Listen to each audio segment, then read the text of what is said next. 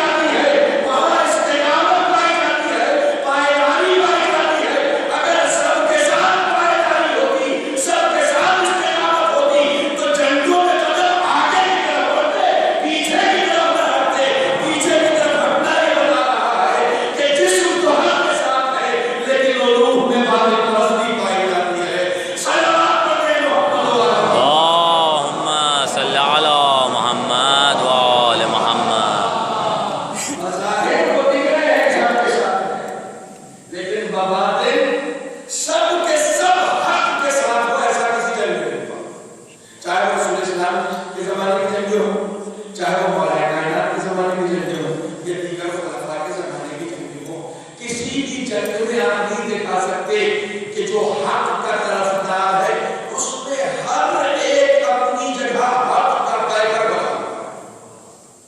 کسی جنگ میں آپ نہیں دکھا سکتے. ایک ایسی جنگ کا اہتمام صرف حسین نے کیا. امام حسین نے ایک ہدف حاصل کیا اس جنگ کے بعد کہ اب معاشرے کو یہ سوچنا پڑے گا, اب سماج کو یہ سوچنا پڑے گا, اسے یہ طے کرنا پڑے گا, کیونکہ دو حصے میں کربلا کے بعد اسلام بٹ گیا ہے. ایک حسینی اسلام ہے, ایک یزیدی اسلام ہے.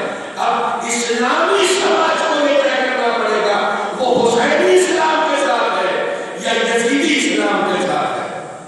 اسے یہ طے کرنا پڑے گا کہ وہ حسینی اسلام کے ساتھ ہے یا یزیدی اسلام کے ساتھ ہے. یزید ہر دور میں پیدا ہوتے رہیں گے, اسی لیے حسین نے یزید کو ختم نہیں کیا, یزیدیت کو ختم کیا ہے, یزیدیت کو نابود کیا ہے. شخص کو مارنا آسان ہوتا ہے, کردار اور کریکٹرز کو مارنا مشکل ہوتا ہے. شخصیت کی نابودی مشکل ہوتی ہے. امام نے یزید کو ختم نہیں کیا, یزیدیت کو ختم کیا. اور کربلا تاریخ اسلام کی آخری جنگ ہے, اس کے بعد کوئی جنگ نہیں ہوئی ہے. کیوں؟ اس کے بعد جنگیں اس لیے نہیں ہوئی کہ کربلا ابھی ختم نہیں ہوئی ہے.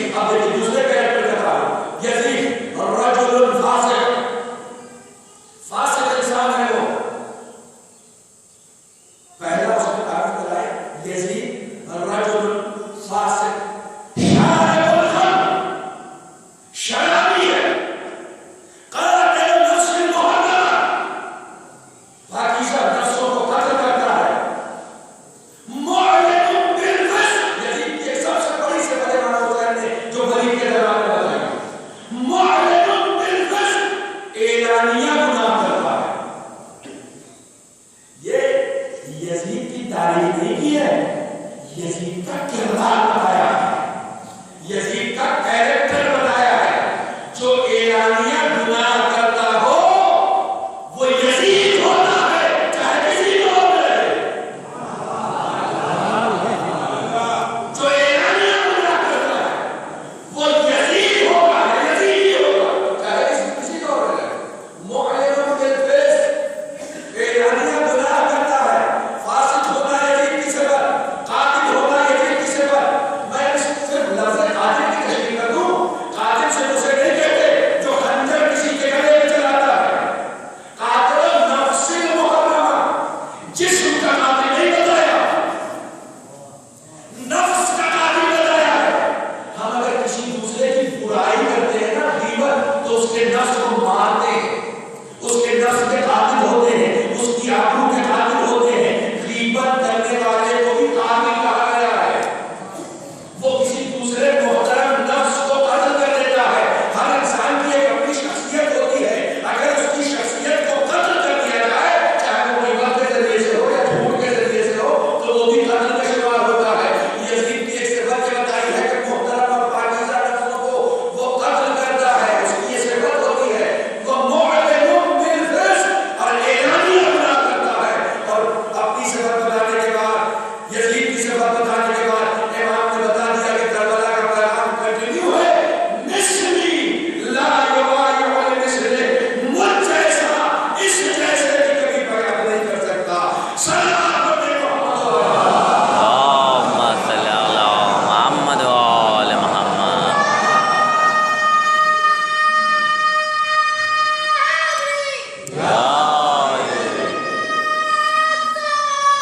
اللهم صل على محمد وآل محمد۔ ہر دور میں سب آئے، ہر دور میں سب آئے، لیکن اس کا سر کربلا میں اس انداز سے کچل دیا گیا۔ کچلنے کا مطلب کیا ہوتا ہے؟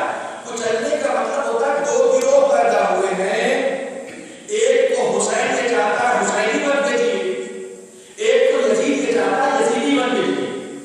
دو راستے ہیں۔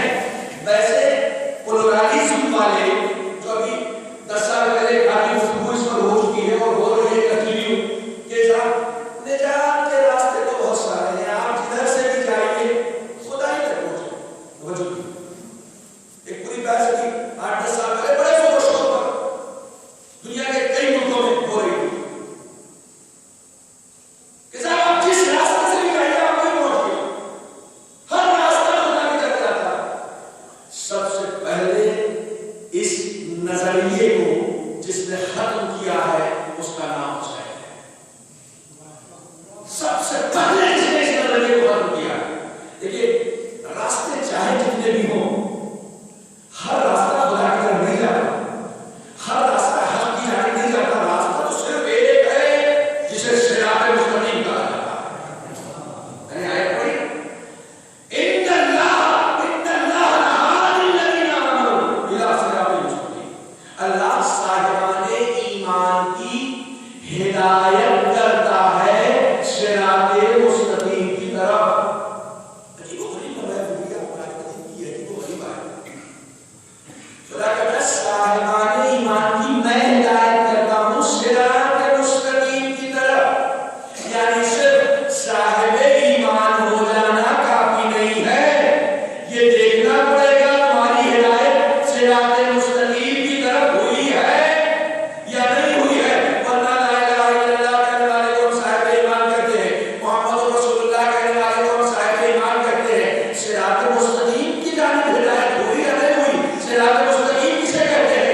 اس راستے پر اپنی حیات کو، اپنی زندگی کو، اپنے کردار کو ڈال دینا جو حق کی جانب جاتا ہے، جو نجات کی جانب جاتا ہے، جو خدا کی جانب جاتا ہے۔ ہر راستہ خدا کی جانب نہیں جاتا۔ یہ قرآن کی لفظیں نہیں ہے، یہ بسوں کے پیچھے لکھا ہوتا ہے سب کا مالک ہے۔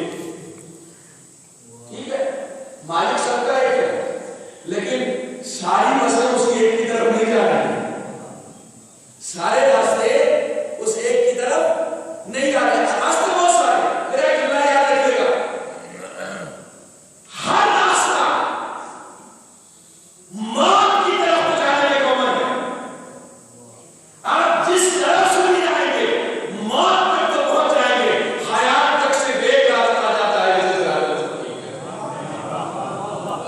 جو راستہ حیات کی طرف لے جاتا ہے وہ صرف ایک ہے. اب آپ کہیں گے موت کا تو سب کو جانا ہے، لیکن ایک راستہ ایسا ہے جسے رسول نے، کائنات کے رسول نے انٹروڈیوس کیا کہ وہ راستہ موت کی طرف جاتا ہی نہیں ہے، وہ جاتا ہی حیات کی طرف ہے. ارشاد فرمایا خلقنا للبقاء لا للفنا. ہم باقی رہنے کے لیے پیدا کیے گئے، فنا ہونے کے لیے تھوڑی پیدا کیے گئے. یہ سارے راستے فنا کی طرف تو جا سکتے ہیں، جو راستہ بقا کی طرف جاتا ہے وہ صراط مستقیم. وہ ایک ہی راستہ ہے جسے صراط مستقیم کہا جاتا ہے. سورہ یاسین ہم سب پڑھتے ہیں اور پڑھنا چاہیے اور مسلسل پڑھنا چاہیے، روزانہ کے حالات میں اسے شامل کرنا چاہیے.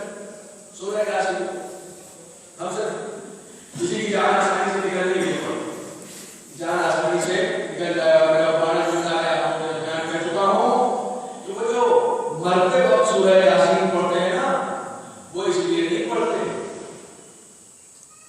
کہ مرنے والا جلدی مر جائے، وہ اس لیے پڑھتے ہیں کہ مختصر حیات سے ابدی حیات کی طرف سفر کر جائے. حیات کے لیے یہ سورہ پڑھتے ہیں. قرآن مجید کی تمام آیتیں حیات آور ہیں، موت کے لیے کوئی آیت نہیں ہے، سب حیات کا پیغام. یہ جو موت کے وقت کلمہ استرجاع پڑھتے ہیں انا للہ و انا الیہ راجعون، یہ بھی موت کی خبر نہیں دیتی، یہ بھی حیات کا پیغام اپنے اندر لیے ہوئے. ہم اللہ کی طرف سے آئے ہیں اور اسی کی طرف پلٹتے جا رہے ہیں. کہاں ہے؟ روحوں کی دنیا. روحوں کی دنیا سے کہاں ہے؟ بدلے مادر میں. بدلے مادر سے کہاں ہے؟ دنیا میں. خدا کی طرف سے آئے، روحوں کی دنیا میں تھے، اس وقت بھی زندہ تھے. بدلے مادر میں آئے، اس وقت بھی زندہ تھے. بدلے مادر سے اس دنیا میں آئے، اس وقت بھی زندہ ہے. اب یہاں سے آخرت کی دنیا میں چلے گئے، برزخ کی دنیا میں چلے گئے، تو اسے ہم موت کیوں کہہ رہے ہیں؟ انتقال مکانی کیوں نہیں کہہ رہے ہیں؟ کیا ہم ساتھ نہیں موت کر رہے ہیں؟ ہم تو مسلسل ٹرانسفر ہو رہے ہیں، مسلسل ادھر سے ادھر ہمارا ٹرانسفر ہو رہا ہے. مجھے یاد آتا ہے کہ 4-5 سال پہلے میں نیپال آپ کے آنے میں 4-5 سال ہو گئے تھے. اس وقت موقع ہے اسپیس کا. خدا نے کائنات کے جتنے بھی فنکار ہیں، شعراء خدا کو تشریف فرما، مضامین لکھنے والے، مقالات لکھنے والے، صاحبان ادب، صاحبان فن تشریف فرما، آرٹسٹ بیٹھے ہوئے ہیں. ہر آرٹسٹ کو اپنے آرٹ سے پیار ہے. ہر آرٹسٹ، ایک شاعر ہے اس نے شاعری سے پیار ہے، ایک آرٹسٹ ہے اس نے اپنے آرٹ سے پیار ہے، ایک مقالہ نگار ہے اس نے اپنے مقالے سے پیار ہے. ہر فنکار کو اپنے فن سے پیار ہوتا ہے.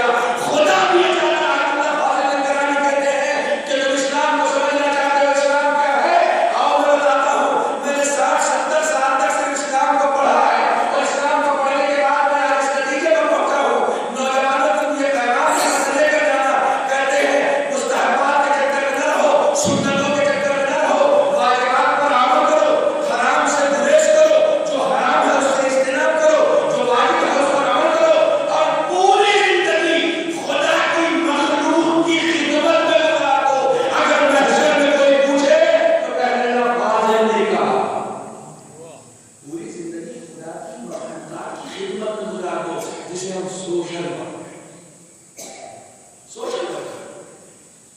مخلوق کی خدمت کو گزار دو, انسانیت کی خدمت کو گزار دو. اسلام کو آگے کوئی ہیومن رائٹ اور اینیمل رائٹ نہیں سکھائے گا. اسلام کو آگے کوئی نہیں سکھا سکتا. اسلام وہ واحد مذہب ہے کہ جس نے بہت پہلے کہہ دیا ہے وضو نماز کے لیے واجب ہے. ہمارے پاس اتنا ہی سا پانی ہے کہ ہم صرف وضو کر سکیں اور نماز پڑھنے سے اتنا سا پانی ہے. سامنے ایک نجس جانور کتا, ایک نجس جانور پیاس سے جہاں بلب ہے, شریعت یہ کہتی ہے وضو چھوڑ دو اسے پانی پلاؤ. یہ شریعت یہ نہیں بتا ہے, اسلام نے پہلے بتا دیا نجس جانور ہے میں کیا کروں گا کر کے نماز پڑھو. کیوں؟ اصل اس کی قربت ہے, اصل وضو نہیں ہے, اصل نماز نہیں ہے. تمہیں دیکھنا ہی ہے اس کی قربت کیسے حاصل ہو رہی ہے. یہی ایک مرحلہ تھا جسے شیطان نہیں سمجھ پایا تھا کہ اس کی قربت کیسے حاصل ہو رہی ہے. وہ یہ سمجھ رہا تھا صرف اللہ کے سامنے سر جھکانے سے قربت حاصل ہوتی نہیں, اللہ کے سامنے صرف سر جھکانے سے قربت حاصل نہیں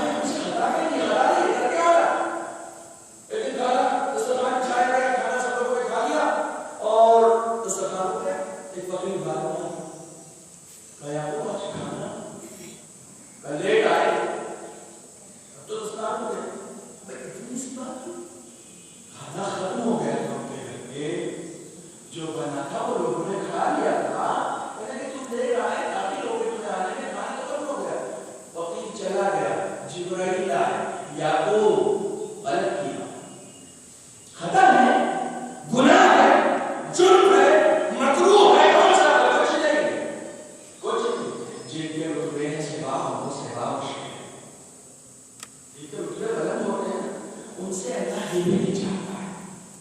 कहा आमादा हो जाओ।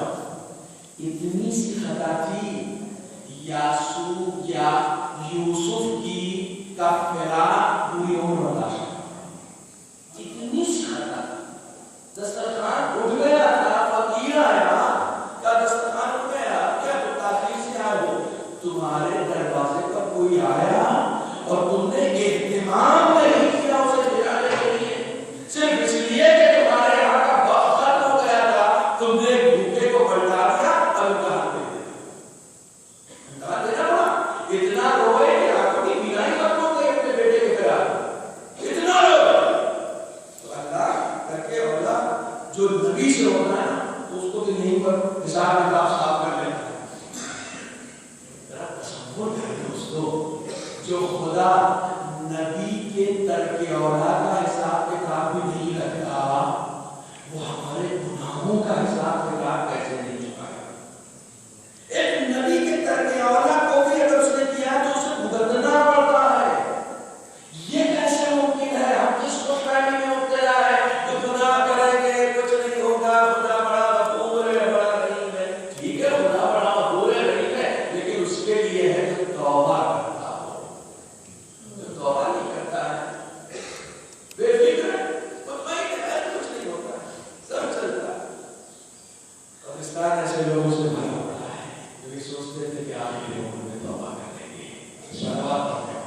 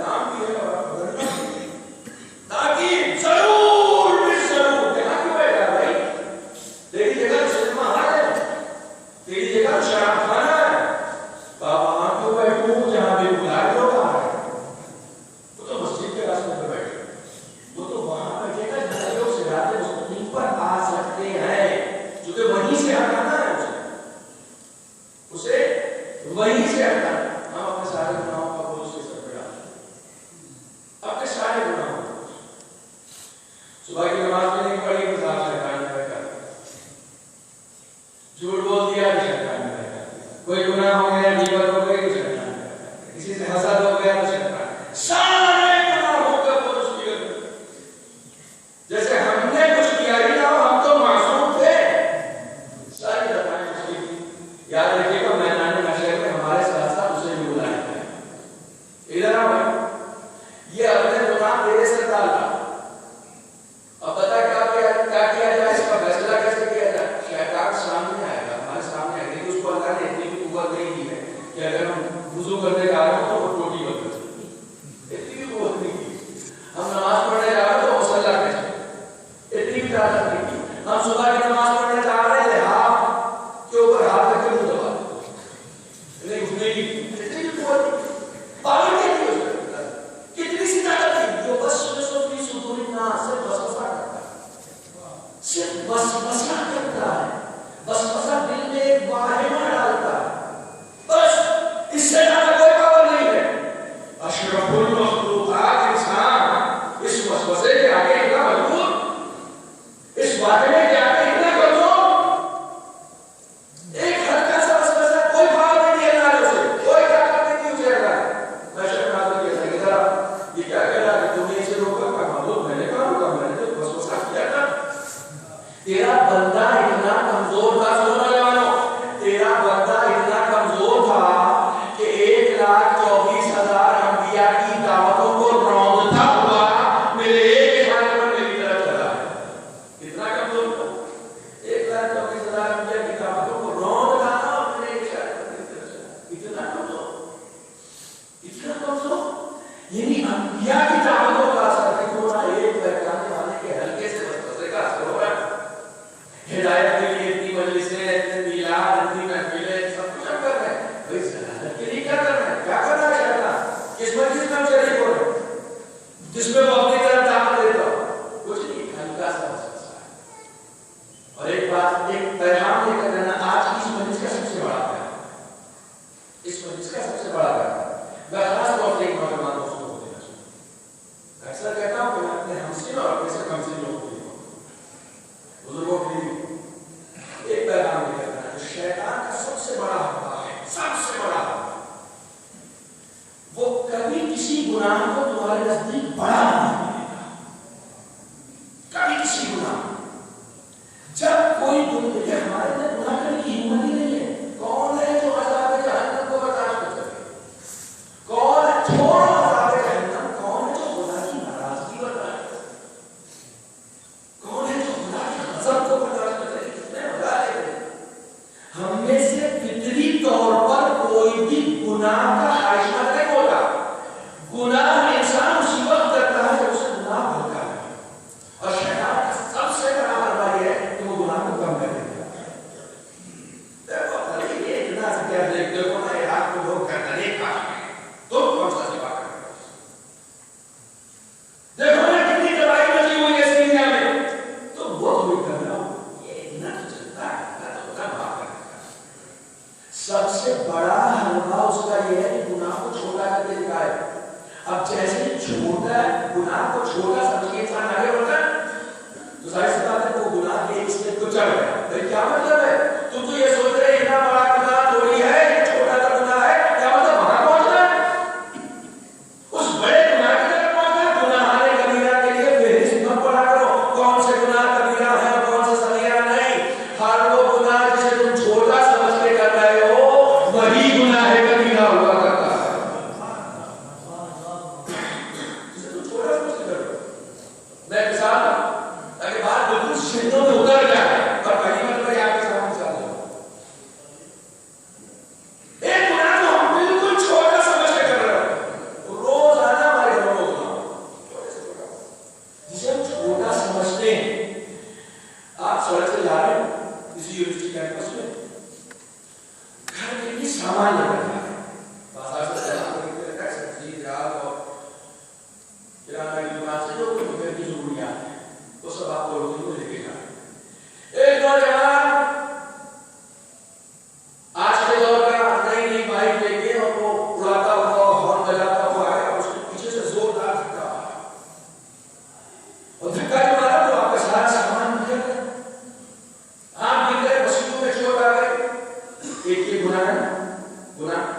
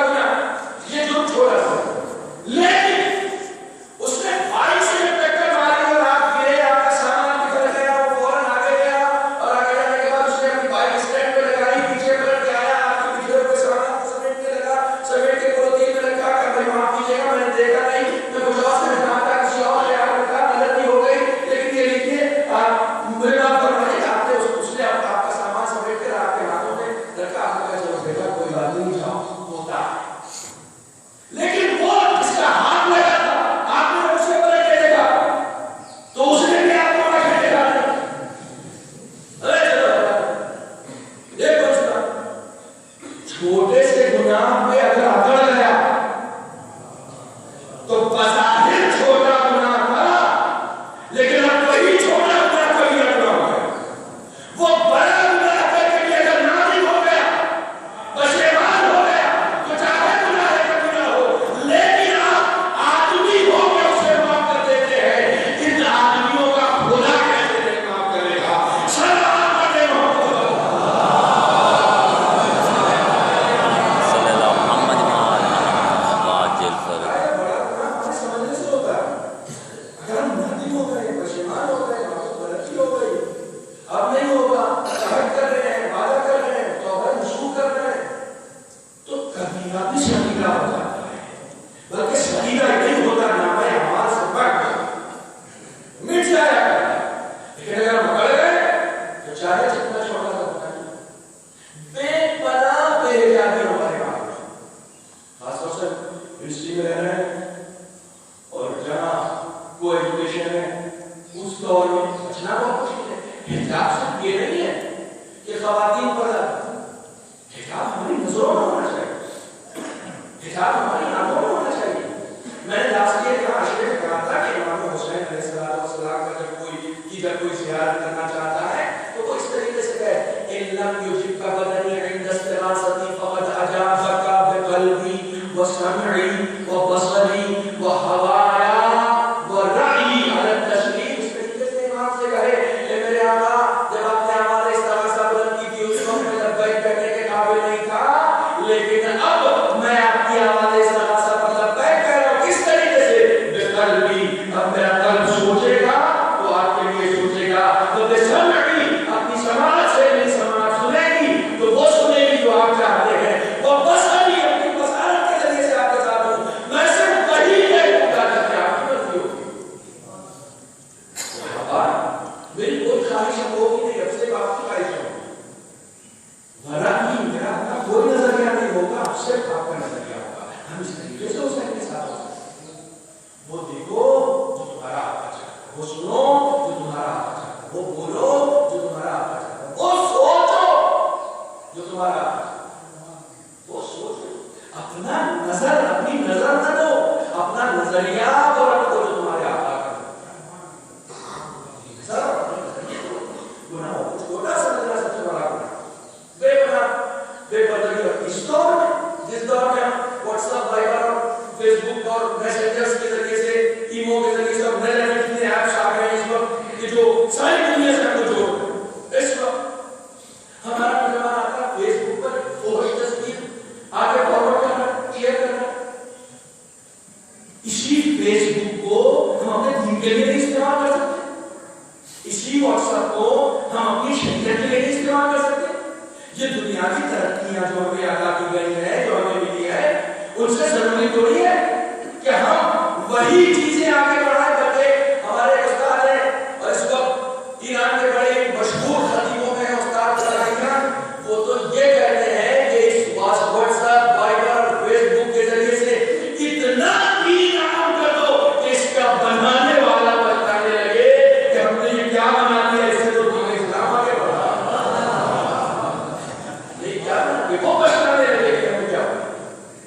تم دین کو آگے بڑھاؤ، اچھے اقدامات کو آگے بڑھاؤ، بری چیزیں شیئر ہی مت کرو، بلکہ میں خود فیس بک یوز کرتا ہوں، میں ہر دن 4 بول کرتا ہوں، ہر دن۔ بعض لوگ پلٹ کے پوچھتے ہیں میں نے کہا آپ نے فلاں ایونٹ کی تصویر شیئر کی، میں نے شیئر کر دی، میں اس کے ساتھ ہوں جو دین کے ساتھ، جو دین کے ساتھ ہے وہ میرا فرینڈ ہے، جو دیندار ہے وہ میرا فرینڈ ہے۔ ہم ظاہر کا تو لحاظ کریں، چھوٹی چھوٹی چیزیں آگے جا کے بڑی ہوئی، حجاب کی رعایت کرنی چاہیے۔ یہ ایک ایسا گناہ ہے، اول تو جسے ہم چھوٹا سمجھتے ہیں اور ہر گھر میں ہے، ہر گھر میں ہے، اول جسے ہم چھوٹا سمجھتے ہیں اور ہر گھر میں ہے۔ بعض گھروں میں تو ہم یہ عادت دیکھ رہے ہیں کہ صاحب اگر کوئی دیندار لڑکا ہو گیا اور اس کی سمجھ میں آ گیا کہ صاحب حجاب کرنا چاہیے اور اس طریقے سے بے حجابی نہیں ہونی چاہیے، تو ہمارے جو رشتے داریاں ہوئی ہیں وہ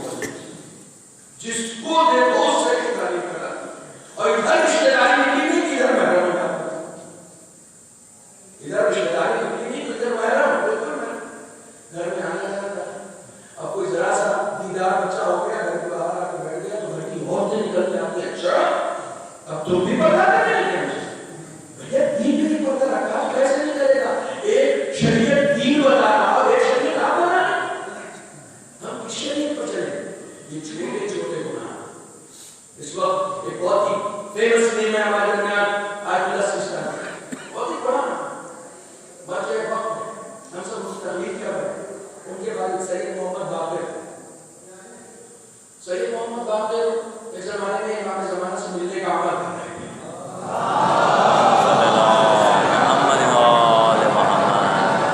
ایسا کیا عمل کیا تھا جس سے امام سے ملاقات ہو جائے ایسا کون سا عمل کیا جو امام سے ملاقات کرتا ہے وقت کچھ گزر گیا بہت ساری باتیں پیش کر دی امام سے ملاقات پہلے ایک عمل انہوں نے کیا 40 دن کا عمل یہ امام سے ملاقات 40 دن گزر گئے امام اللہ نے مسجد جا کے ہر مسجد میں ہر کونے میں جا کے وہ عمل انہوں نے کیا 40 دن شام کو مایوس امام کے روزے سے لوٹے نہ ملاقات ہر زبان نکلتے کہ ایک گھر سے پہلی منزل سے نور ساتے ہوا دکھائی دیا نور ساتے شاید کچھ بھول گیا شاید کچھ بھیجی میسج یہ اس طرف گئے اس گھر کی طرف گئے گھر کی طرف گئے تو نیچے معلوم ہے کسی خاتون کا انتقال ہوا ہے کسی خاتون کا انتقال ہوا ہے یہ لیکن کیا تو انہوں نے مجھے یہ بتائی وہ خاتون ہے کفن والا مجھے بتانا کہاں میں جا کے فاتحہ پڑھ سکتا ہے فاتحہ پڑھ سکتا ہے اس گزرے میں گئے جس میں وہ بیت رکھی گئے جا کے وہاں فاتحہ پڑھا بیٹھ گئے احساس نہیں ہو رہا تھا کہ نور اسی حجرے سے ساتھ ہو رہا ہے وہاں جا کے بیٹھ گئے پیچھے سے کسی نے پشت پہ ہاتھ رکھا اور ہاتھ رکھ کے کہا محمد باقر ہماری ملاقات کے لیے ان اورات کے چکر میں نہ پڑا کرو ہم ہر شخص کے پاس پہنچ جاتے ہیں جو مومن ہوتا ہے یہ خاتون ہے اس کو جانتے ہو 7 سال تک اپنے گھر سے صرف اس لیے باہر نہیں نکلی کہ شاہ ایران نے یہ حکم دے دیا تھا کہ اگر کوئی خاتون پردہ کر کے باہر نکلے گی تو اس کا حجاب اس کا برقع اس کا نقاب اس کی چادر کھینچ لی جائے گی صرف اپنے دین کو بچانے کے لیے اپنے حجاب کو بچانے کے لیے اپنی شریعت پر عمل کرنے کے لیے اس نے گھر سے باہر نکلنا چھوڑ دیا کہ کہیں ہم بے پردہ نہ ہو جائیں کہیں ہم بے حجاب نہ ہو جائیں کہیں ہم شریعت سے الگ نہ ہو جائیں جو مومن ہو جاتا ہے وہ مجھ سے ملنے کا مشتاق رہے یا نہ رہے لیکن جب ضرورت ہوتی ہے ہم خود اس سے آگے ملاقات کرتے ہیں صلوات پڑھنے محمد وآل محمد یہ ہے صراط مستقیم کی معرفت حاصل کریں صراط مستقیم پر گامزن کریں کربلا نے پہچان پایا ہے صراط مستقیم کیا ہے سیدھا راستہ کیا 2 راستے ہیں ایک حسینی راستہ ہے اور ایک یزیدی راستہ ہے